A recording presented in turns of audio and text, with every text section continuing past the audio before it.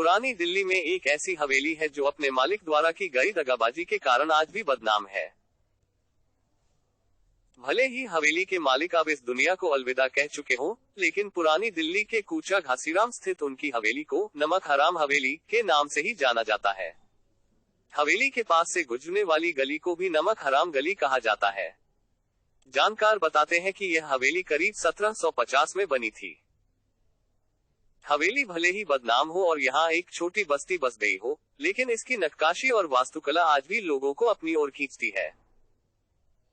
पुराने लोग बताते हैं कि इस हवेली में मुंशी भवानी शंकर रहा करते थे, जो इंदौर के राजा यशवंत राव की सेना में मुख्य पद पर थे। यशवंत और मुंशी भवानी में किसी बात को लेकर विवाद हो गया था। इसके बाद मुंशी इंदौर छोड़कर दिल्ली आ गए थे।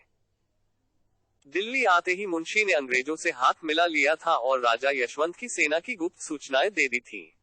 इस कारण यशवंत अंग्रेजों से जंग हार गए थे। पुरानी दिल्ली के जानकार मोहम्मद यूनुस ने बताया कि अंग्रेजों ने वफादारी के कारण ही मुंशी को कूचा घासीराम में यह हवेली तोहफे में दी थी। लेकिन जब स्थानीय लोगों को मुंशी भवानी की दगाबाजी का सच पता चला, तो लोग उनको नमक हराम कहने लगे। इसके बाद से अंग्रेजों से तोहफे में मिली हवेली नाम भी नमक हराम हवेली पड़ गया। नमक हराम हवेली में वर्ष 1803 के बाद कचहरी चलती थी। पेशे से मुंशी भवानी शंकर कारोबारियों के खातों का हिसाब किताब रखते थे, लेकिन राजा यशवंत से गद्दारी के बाद उनकी यह कचहरी बंद हो गई। अगर मुंशी भवानी गली से भी गुजरते थे तो लोग उन्हें नमक हराम कहकर पुकारते थे। हवेली में चलती है कोयले की टाल। हवेली में लकड़ी का नक्काशी वाला मुख्य गेट आज भी जस का तस खड़ा है। भीतर कई कमरे बने हुए थे, जिनमें पहुंचने के लिए 4 जीने भी हैं।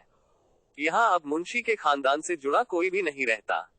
एक जानकार ने बताया कि उनकी एक परपोती है जो दक्षिणी दिल्ली में रहती है। हवेली में लोगों ने कब्जे कर लिए हैं। गेट के बाहर ही कोयले की टाल बना दी गई है। मुंशी भवानी कपड़ों का कारोबार करते थे, लेकिन वो पेशे से मुंशी थे। सरकार अक्सर देश में अच्छे काम करने वालों को सम्मानित करती है, लेकिन देश के साथ धोखा करने वालों का नाम लोगों को पता नहीं चल पाता। सरकार को चाहिए वह गद्दारों के नामों को भी उजागर करे। पुरातत्व विभाग को चाहिए कि वह हवेली को संरक्षण में ले ताकि यहाँ पर अतिक्रमण नहीं हो।